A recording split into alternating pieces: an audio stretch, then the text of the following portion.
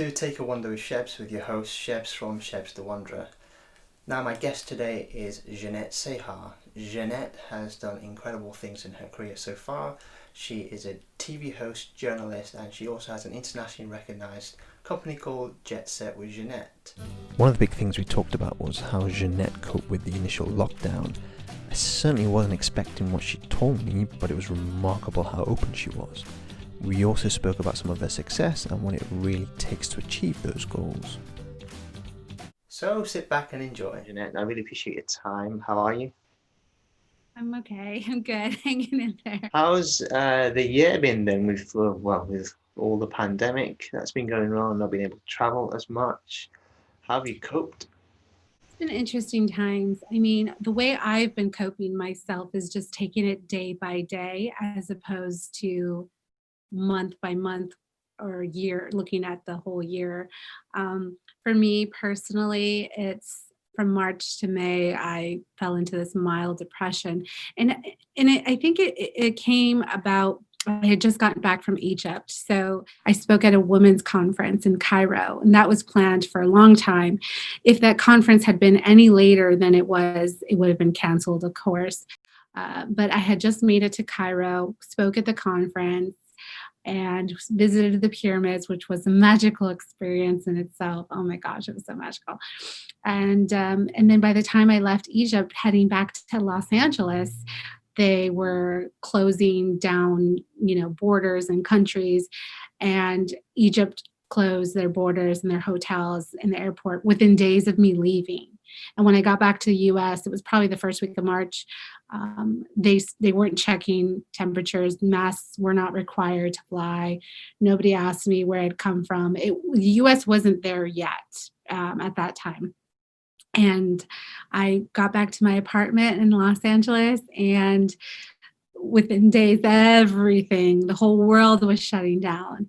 And I think I got depressed. Well, I'm a super sensitive person. I'm an empath, and I'm very sensitive, full of empathy. And it wasn't just me. It was a collective that I was picking up feelings of anxiety and uneasiness. And I think that's what got me depressed, because there was so much chaos. And if you turn on the news, it was just doom and gloom, and just, it just elevated my anxiety. And I'm sure it did to a lot of people. Your lifestyles change, and then what do you do when you're in your apartment? What you used to do, you can't do. And I totally understand how there has been a lot of people in the UK. I don't know the US. You can tell me more about the US, but in the UK, there's a big emphasis on like mental health awareness. So a lot of our companies, jobs, they make it a priority now. So if they think you're feeling down, they'll tell you to take time off, and they encourage you to take time off and stuff. But I guess in the US, I know the US mentality. Well, I don't want to generalize it, but I know in the US, I've heard from a lot of my American friends and a lot of other Americans that you live to work, and here and maybe in Europe, it's you work to live. And I guess when you've gone from doing what you do, which is what you love, and then bang, there's nothing, it can be a moment like, ooh, what do I do with my life? Yeah, absolutely. And I do agree with that sentiment. As, being born in California, living in the US pretty much my entire life, and then living abroad in Italy twice and living in Australia, having those different experiences. And also just visiting Europe and other countries. I've been to 60 so far, understanding the differences of the mindset. And I do agree that it's socially accepted here in the States. Work, work, work, work, work, build yourself up this corporate ladder, do the house, the white picket fence, get married by this age, have kids, retire. It's just this blueprint that is accepted by Americans. There's nothing wrong with that. But if you want to go a different route, or maybe like my mindset was, you work to live but not live to work. And here it's very accepted, like, oh, I work 60 hours a week, and oh my gosh. And it used to be like, oh, good job, like, like you're dedicated. But I've worked at jobs, I've worked at different companies before I fully went, the entrepreneurial route. I've worked at different companies where a colleague was he passed away. Tragically, he had a brain aneurysm, and within a week he was replaced. And I understand it's the show must go on. However, it just people, give their whole lives to these jobs. Not saying they don't appreciate it, it's just saying why not give your whole life to a dream? Why not try to achieve your dream and give your whole life to that? It was like Les Brown, who's one of the highest paid motivational speakers, I think, in the world now. He would say, the graveyard is one of the most talented places because people die with their dreams. There's dreams within people who they don't pursue it for whatever reason: fear of failure, fear of success. They're not ready. They're not enough. There's many, many reasons, and it's very relatable. I really resonate a lot with the European mindset. Like when I lived in Italy, I really resonated when I lived in Rome and Sicily. I loved how the weekends were the weekends and nobody works on the weekends. You don't take your work with you. Enjoy your life. Also, my family is originally from Mexico, and I would spend every summer in Mexico City with my grandparents growing up. And their mindset in Mexico is, I think, very similar to the European mindset. There is that here in the US. However, I do feel that I've been a part of the culture where it's, work, work, work, work, work. And just, it's easy to get caught up in that. You said you resonate with how the European mentality is. Was that like a light bulb moment for you to say, going forward now, I'll make sure that it's about me. I look after myself. It doesn't have to be all about work. Right. I think I've always had kind of that mentality, but I think being in the pandemic and the lockdown really forced me to have a lot of introspection, really reflect, what have I been doing with my life and what am I going to do moving forward? Because this is probably the longest time I've ever been landlocked and still, right? Because before the pandemic started, I had plans to go to Italy, to go to France, to go all these places that I had worked up to and scheduled in advance. And also in March, it's a fun fact, I was actually going to take a production crew with me. We're going to film a pilot for a show treatment that I wrote the year prior. And I wanted to film the pilot episode. It didn't happen for logistical reasons. Egypt required a lot of paperwork for filming at locations, etc. It's a whole different country. And to be honest, I had not been to Egypt yet. So I decided to hold off on the pilot, not, go with a crew. But I still went with my sister, and I went with and so it was amazing. I had the first time experience on my own. And now I know what Egypt is like, for example, if I decide to go back. That being said, basically my whole plans for 2020, just like many people, was just out the door. And that was a part of the reason why I felt depressed, and especially in March. Of course, it was personally, it affected me. It affected my professional life. Yes. But another aspect of that was so much deeper. And I think this is where these conversations are good, because it's time to connect and to get vulnerable and to understand that, for example, mental health, there's a stigma about it here.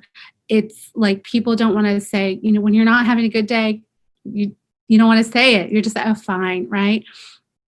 But it's normal, to not always have it together, especially during the pandemic, where a lot of us are experiencing this for the first time in our lives, and so much is out of our control, right? But for me, it was just accepting and surrendering what was happening is out of my control. And I also have a lot of abandonment issues. So for me, with someone who comes with abandonment issues, I used to leave every job, every guy, boyfriend, every place before they could leave me. And I didn't understand that that was a way to protect myself subconsciously. I was doing that for many years, because if I left you, or I left LA, or I left a job, you'll never leave me. So I want to experience that abandonment. So I'm going to leave first there's so much that goes into our decisions. And it really took me understanding that I was running away a lot of the time. And I had to do a lot of this inner work, therapy, coaching, and to understand that it's okay when I don't feel okay to be like, I'm not okay. And I think during the pandemic, I finally reached out to say, I'm not okay. I'm sad. There's so much out of my control, and it's really triggering my abandonment issues. I mean, abandonments and stuff, situation like this can obviously bring it up. When I first went into the pandemic myself, I sort of felt, I didn't feel depressed, but I was sort of getting down, and how much TV can you watch? Most weekends I was away, and then all of a sudden I'm not, so I had to quickly sort of find ways to do things. And even though you've gone through personal, issues in terms of feeling abandoned at times, you've Yeah. got through it, I think. So that's really important. I was telling someone earlier today that um, towards the end of last year, I said to myself, well, I want to be a travel show host on TV or radio. And, I told my friends, and my friends would just laugh at me going, are you crazy or what? So I applied for like the BBC travel show. They said to send in a tape, or I should say, a digital recorded. These days, used to say tape years ago. So I didn't hear back, but then I didn't let that get to me, thinking, oh, they've not come back to me. This is the thing, actually, when it comes to expecting, or you think you deserve a chance. They probably think, well, he hasn't got any experience. Well, what do? You don't just sit there doing nothing. So I thought, oh, let's start this. This is something I can do. And then from that, I had the opportunity. I got a job on the radio, and then Travel Unity, who I did the hosting the other day.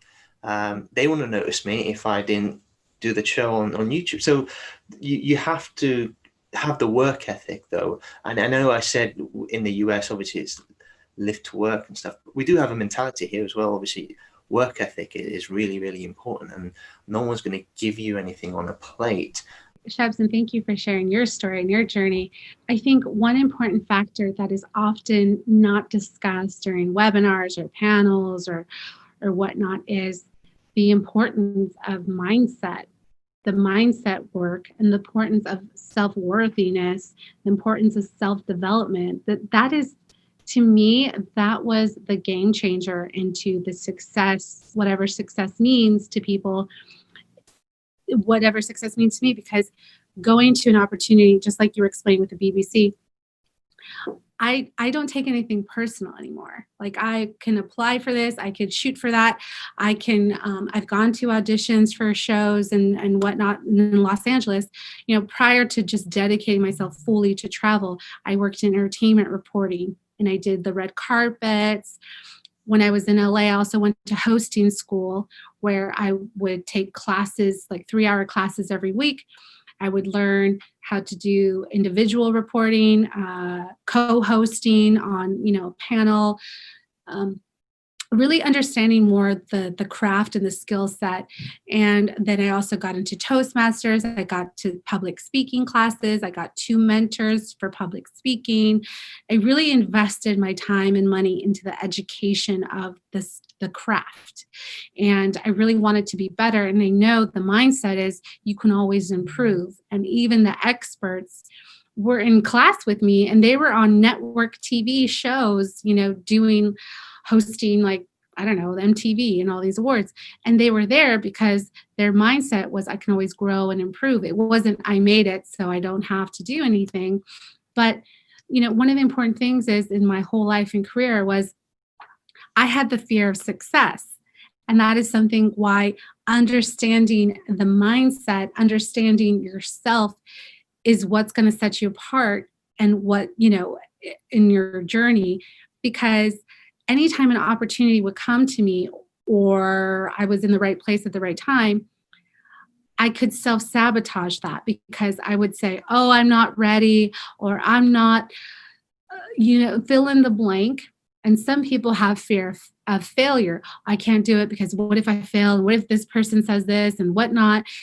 It's very common, but at least recognizing if you have one of these fears and which one it is, working on those blocks, however you can work on it, coach, therapist, whatever helps you, breaking those blocks so that you get out of your own way. Because often we get in our own way. And I could say that for 10 years now in retrospect. I could have done 20,000 things. I went to UCLA for producing film and TV with the intention to produce a TV show. Now, 90% of my classmates are producing like network TV and movies. And it took me like 9 years to write my treatment and to finally believe in myself and to pitch it. And, that's what I mean. I didn't feel ready, even though I had it in me the entire time. I had to break through my own blocks, my own fears. And this is something that everyone feels at some level. We all feel fears. It's human nature. So even the most successful people have talked about their fears and failures and whatnot. It's part of the process, it's part of the journey, but also how do you look at failure? I look at failure as a learning lesson. Like, okay, at least I put myself out there and I tried. I gave it a shot and I don't take it personal anymore. I used to take failure personally. You need failure sometimes to succeed in something else. And you mentioned the timings there as well. You said you had your classmates, they made 80% of them sort of made it to, you make it in your own time. There's a time and a place for it. If it takes you 8 years, 9 years, so be it, you see. So I think I made a point the other day actually to someone that whatever jobs you do in between, they're actually learning, as you were talking about blocks. The way I explain it is, you've got a house to build. There's bricks just lying there. It will take you time to lay each brick. You're not going to do it overnight. You have to lay the foundations, lay the bricks, and that brick, by the time you know it, you've built your house. You'd be like, oh, you know what? I've done one house, let's do another house. So that's the mentality that you need to have, but also to think that it's not going to happen overnight. And this is where I think a lot of people in recent times have said, oh, I didn't get this, but did you really have the foundation, the core values? So I think that's really, really important. Exactly. And I think this is important to discuss because maybe we live in this world where digital world, which is great, but it often shows a highlight reel, but doesn't show you the journey and doesn't show the reality, right? And so I think that's what, for example, in Los Angeles, I remember my hosting professor or teacher in hosting class, she said, there's a famous saying in Hollywood, an overnight success in Hollywood is 8 years of hard work. Meaning if you see somebody, all of a sudden they're here, they're everywhere. Oh my God, this person, wow, they're so successful. But you listen, you go back to their journey, they probably put 8-10 years of hard work, jobs here and there, classes, mentors, this and that. And that, for example, there's Jim Carrey, right? When Jim Carrey came from Canada to Hollywood, he lived out of his car. And he came to Hollywood and he knew that he wanted to work in movies. He wanted to make $10 million. But his current circumstances was he was living in his car, performing at the Comedy Center. And it's a really famous story. He said on Oprah, he would go drive in Mulholland Drive overlooking Hollywood. And he would visualize the directors he wanted to work with, the movies he wanted to play. And he even wrote himself a check for $10 million. And he dated it for 5 years in the future. And he put it in his pocket and it deteriorated. But during that time, he went on auditions, failed, came back, went to the comedy club, maybe kept going. It's the journey, success is not the straight line. It's like this. It's like, but if you keep going and you're persistent, you will make it. When? I don't know. How? I don't know, but you got to keep going. And so within a 5 year period, he got the Ace Ventura, he got The Mask, and he got $10 million. And he went on Oprah and he he said it took him like good 5 or so years, but of hard work, never giving up, consistency. Sylvester Stallone, he was so poor that he sold his dog. It's a famous story. He sold his dog for like $25.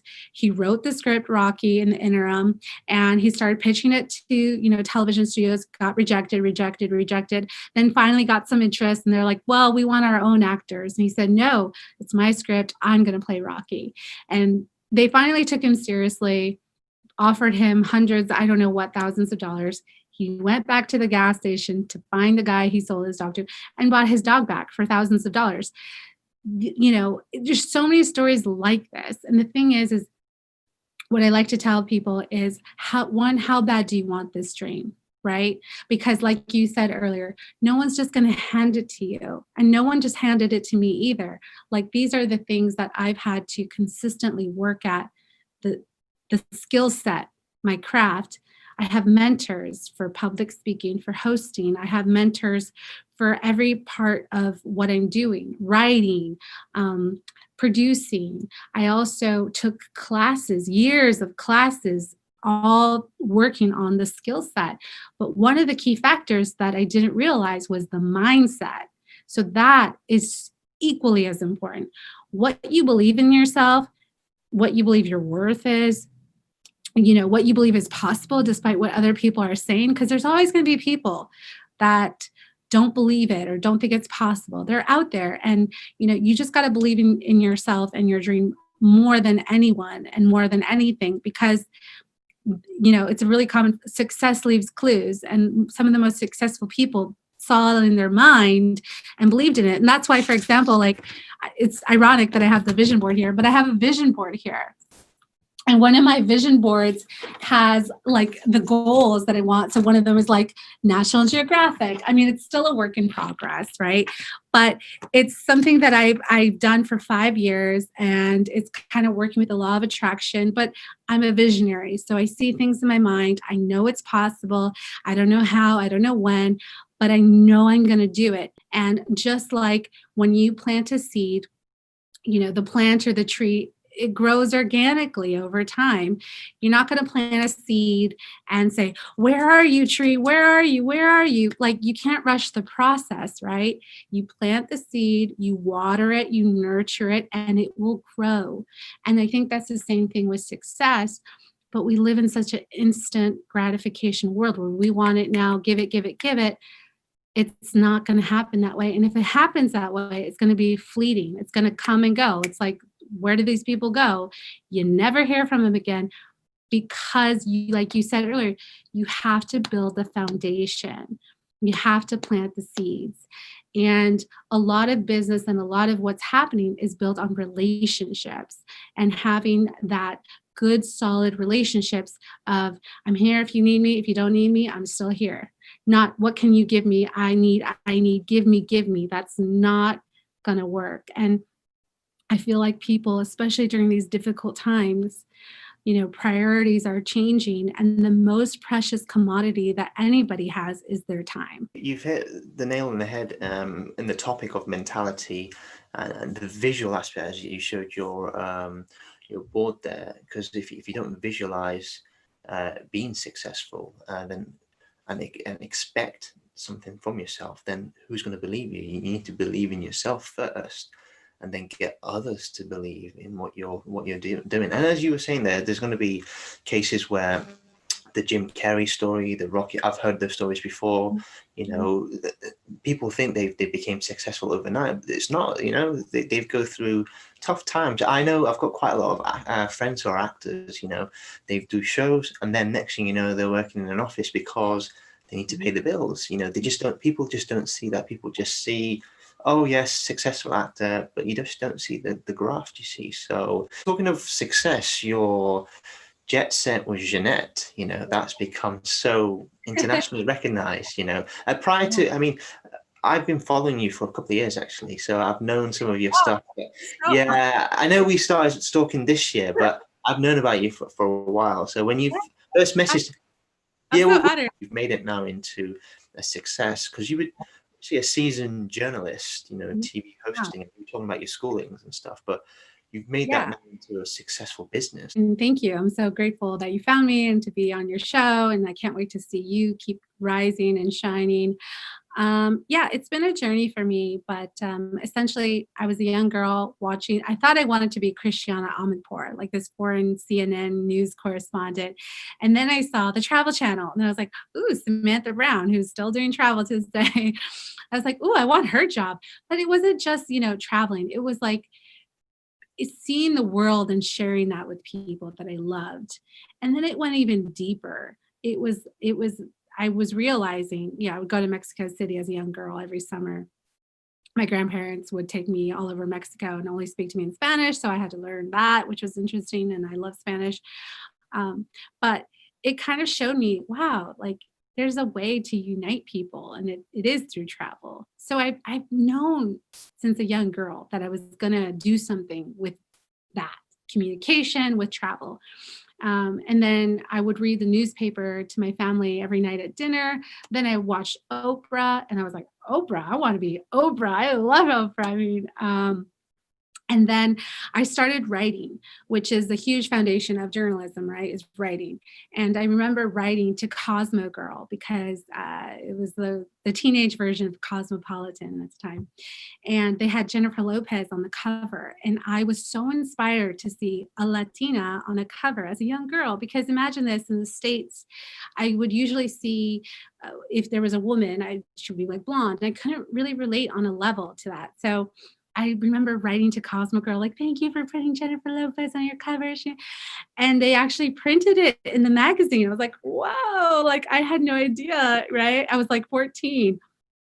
And then I realized my love for writing. And my mother, she had a travel agent at the time.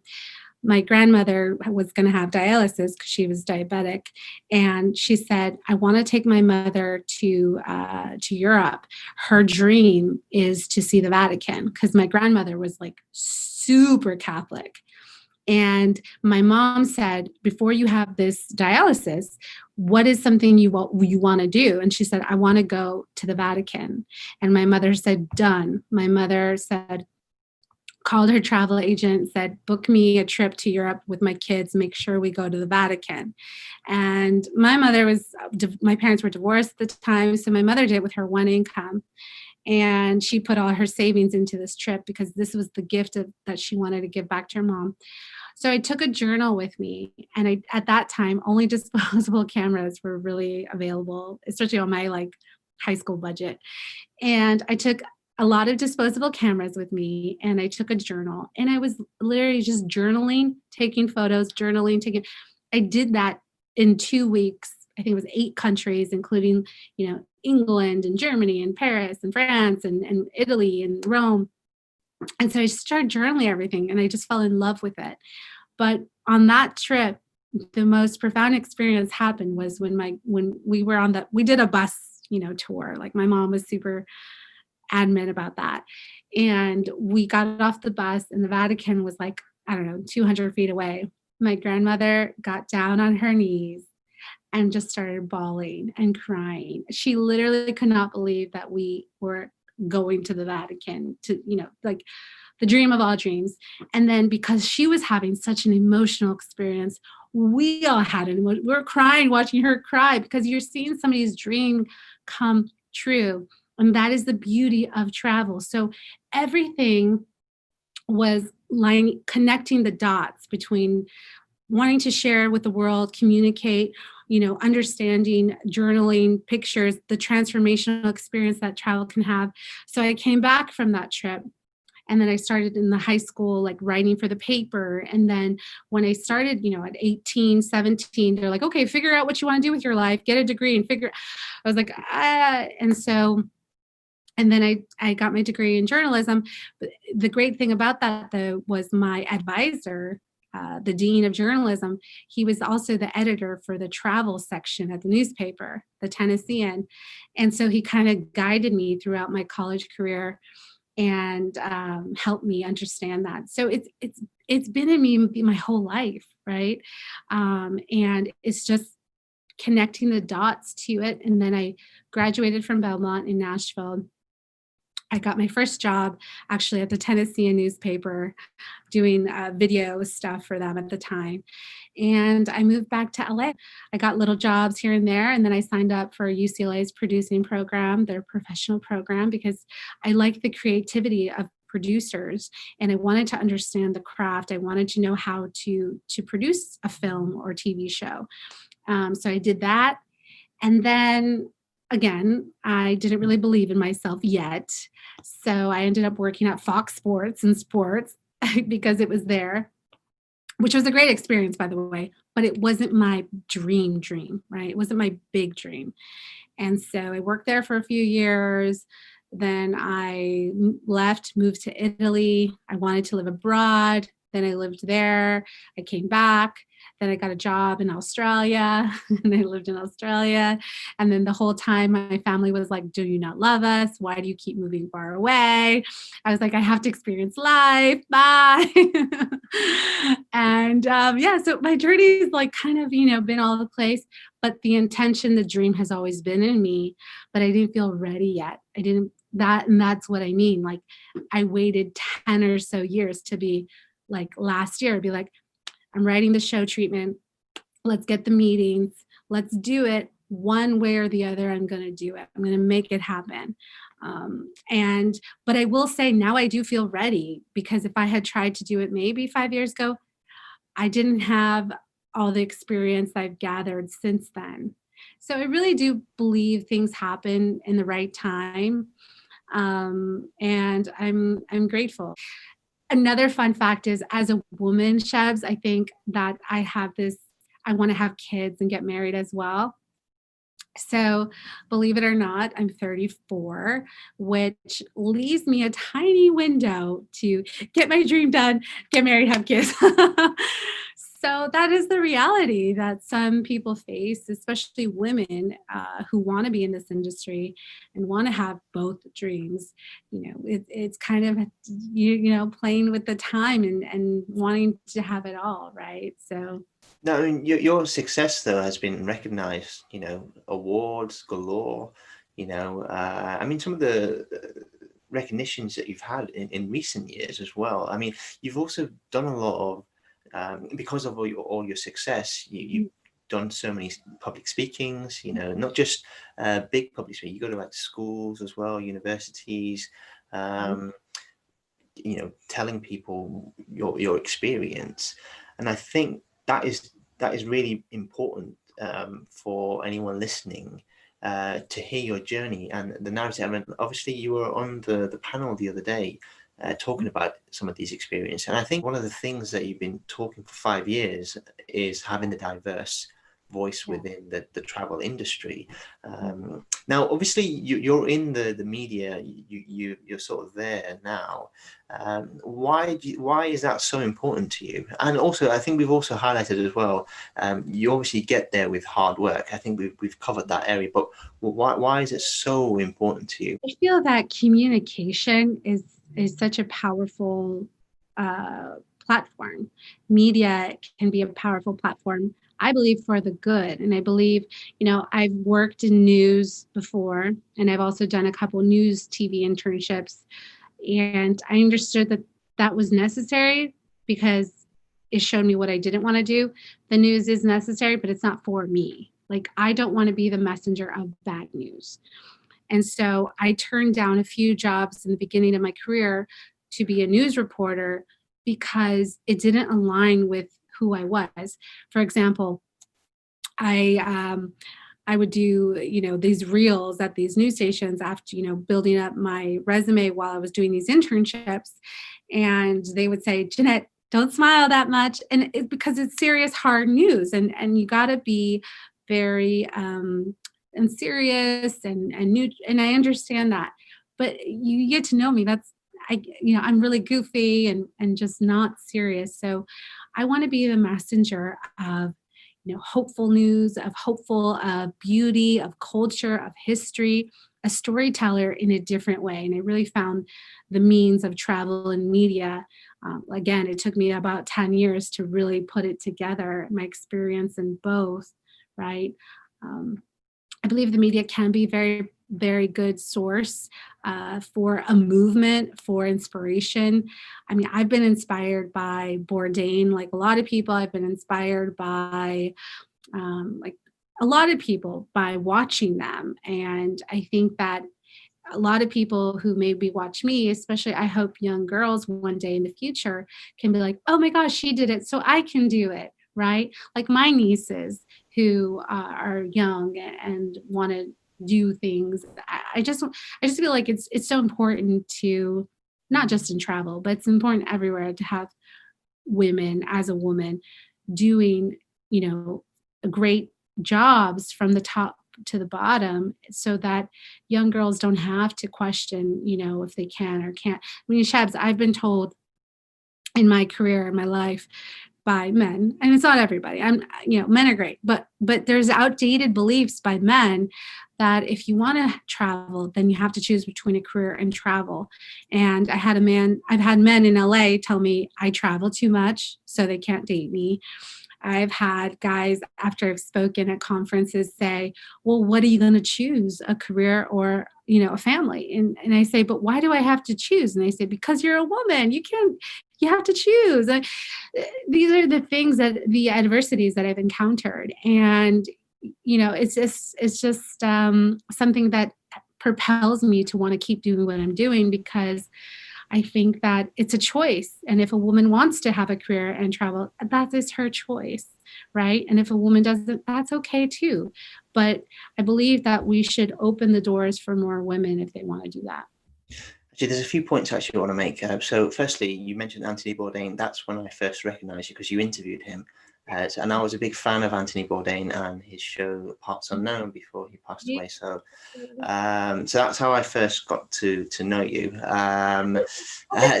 New chefs like Secondly, you mentioned about the career aspect, and obviously as a woman, and you mentioned earlier actually about, you said you were 34, you want to maybe settle down. I know you said you want to do this.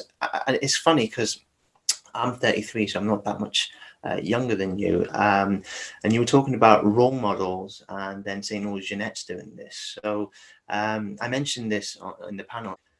I think with what you're doing, and you were saying young girl. So again, the story with myself, just to explain a little bit. So 20 years ago, 33-year-old like myself, from an Asian background, would have been married, kids, your job, that's it. That is what you do. No person from, my background ever goes into travel, doesn't travel, you have families, have kids, all that sort of stuff. So I wanted to break away from that. And believe me, there's been pressures, from my early 20s and stuff to sort of, oh, okay, so you've done your degree, you're going to settle down right now. I say, no, I want to do all this sort of stuff. So I wanted to break that narrative and say, listen, 20 years ago, this might have been the way things were. And there might have been people that have been trying to travel, trying to knock down the doors, but couldn't. My generation, I like to think that I've opened the door now, knocked on it and opened it, so the following generation can easily walk through it. So, for example, like you talk about nieces, my niece, or they can say, my uncle did it. Yeah. Do it, you see. So, and it doesn't have to be. And in our culture, for example, there's that unfortunate. Hopefully it's starting to change where you get degrees in business, doctor, medicine degrees, or degrees in accounting. And I did an art degree, and I got questioned. But apart from my family supported me. Immediate family, I should say, not maybe all my extended family, but like, what are you doing art and filming and painting and stuff? You're supposed, what job are you going to get? And stuff. And I said, well, I like being creative, and I want to do this and this, and I'd get questioned. And I did mention it, by the way, in the panel, where some people just didn't take me seriously, and still to this day don't take me seriously at times. But I think sometimes those sort of things really do help you become who you are, because you want to prove them wrong. I still get people saying, well, why do you think they're going to take you on? And you're like, well, I'll prove you wrong, sort of stuff. So, and then it's funny, those are the people that might come back to you and say, how did you do that? Yeah, and you're like, yes, it happens all the time. So, and it does happen, it's true. it happens all the time. And listen, everybody is coming from their own perspectives and their own experiences. But I think when you are aiming high, for some people, it makes them feel uncomfortable. And for whatever their reasons are, the thing that I recognized is in throughout my career in my life too, I used to play small, right? Playing small by not aiming really high, not emailing that person or calling them because well, who are they gonna what are they gonna say? No, what like so I wouldn't. Like I didn't feel ready, right? Or I didn't feel enough. And I worried about what other people would think. I didn't want to make people feel uncomfortable because I'm like I said, I'm a recovering people pleaser. I want everyone to be happy. I'm also an empath, so I can feel a lot of emotions and stuff like energy and things like that. Very sensitive to it. Um, let's go back to 2020. Now I recognize it's not my responsibility to make anyone feel anything. It's my responsibility to make me feel happy, complete. If I want to aim high, so be it, If you want to aim high, so be it. Shoot for the stars, right? The thing is when you shine your light, when you play big, it will make others feel uncomfortable. It's just going to happen. And a part of that reason I think is because they're not playing big. So your shining is making them feel like, oh, well, why is he going for that? I'm not going for that and I'm not ready. So why is he? So it's like this uncomfort, kind of like jealousy, right? What jealousy stems from. Jealousy is because, somebody is shining, but why not be happy for their success? We don't know their journey. We don't know their struggles. We don't know anything. Also, I used to be quite not embarrassed, but I would be shy about my successes. I would feel like these awards or anything, it would be like I'm bragging, like, oh my gosh, she's bragging. My mindset now is, oh, heck yeah, I got this award. I got the heck yeah. Like, cause I know I'm worth it. I know my journey. I know. And if person B is like, oh, she's bragging, what else? Like, I just can't, like, it's not my problem. It's not my problem. It's not your problem. And it's not my responsibility. And it's your journey and it's your responsibility to make Shebs happy, for Shebs to play big, to Shebs to do everything. And so be it. And some people are going to like it, some aren't. It's not your responsibility. A lot of the things that I have dreamed, like the Bourdain interview, people don't understand that I got 10 rejections from that. I actually pitched to 10 different outlets and was told no 10 times because I was determined and because I knew this opportunity was once in a lifetime. I kept going and my mindset was, I will go regardless. I'll buy my own ticket. I'll sit in the audience and I'll ask him. That is the determination, the mindset. One way or the other, I was going to be there. And the moment I said that, then an outlet called me and said, you know what? We changed our mind. La, la. And then it happened that way. But for me, it was going to happen no matter what. And I think that's why mindset is so important. I know we've talked about developments coming up. Anything other things that you might want to do in the next year? I'm definitely gonna pick back up on my show and get that done in the next year. Hopefully, travel abroad. I haven't traveled since March, and it was Egypt, so I hope to travel abroad again. I'm taking French classes and Italian classes right now. My goal is to be trilingual and fluent in 3 or 4 languages. At least I want to be engaged by next year. Next year I'll be the big 35. Have you got someone in your life then I guess we could say I have potentials. I have candidates, but these are interesting times, and also, yeah, I'm understanding self-love and love in a different way. So my expectations and standards are way higher than they've ever been, in a good way, because everything I expect from other people, I expect from myself. So, and it's only for the best. Like I just, yeah, I don't take crumbs anymore. Let's just say that. I dated a lot of potential in Los Angeles. There's great guys in LA, but there's also not great guys. And they just gave me crumbs, and I'm not satisfied with crumbs anymore. Let's just say that. Or into the games. I don't have time for that.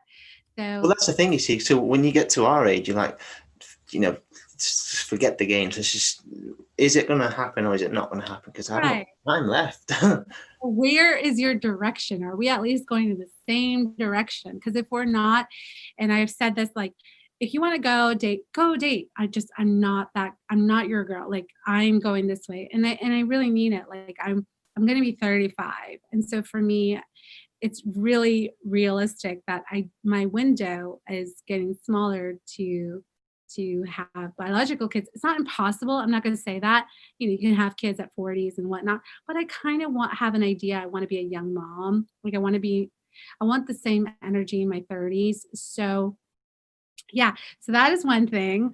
No big deal. So I want to be engaged by next year. Hopefully, at least be in that kind of relationship. We're on that track, at least the same track. I want to do that. I want to work on my show. One of the things I would love to do is to create a scholarship for a study abroad at my alma mater. I want to find ways always to give back, especially to the youth. I feel like the youth is so important because I had a lot of people who believed in me from high school to college, and mentors. And I did some fellowships and paid internships because I had those people, professors or people who believed in me. And I want to create something for students or for the youth, if they don't have the funds, but they have, the dedication, that they can have an opportunity as well. Because I feel like travel and education are the best gifts that you can give anybody. So for me, I always want to find ways to give back. So I want to do that. And oh gosh, I don't know, have kids in 5 years. I mean, there's so much that I admire about you, and your mentality is just amazing. So I wish you all the success. Thank you so much for coming on. I really appreciate the time. And you never know, if I can hopefully get to the US one day, I'll give you a call and we'll have a bit Yeah. of... Yeah. That'll be exciting. I'm sure it'll happen. It was a fascinating talk, and if anyone is feeling the effects after our discussion on mental health and would like to talk to someone, please feel free to get in touch with me, as I am more than happy to talk and listen. If you'd like to connect with Jeannette, you can visit her website www.jetsetwithjeannette.com, and there are links to all of her social media pages, travel news and more. That's it for Take a Wonder with Shebs. Hope to see you all soon. Until next time, bye for now.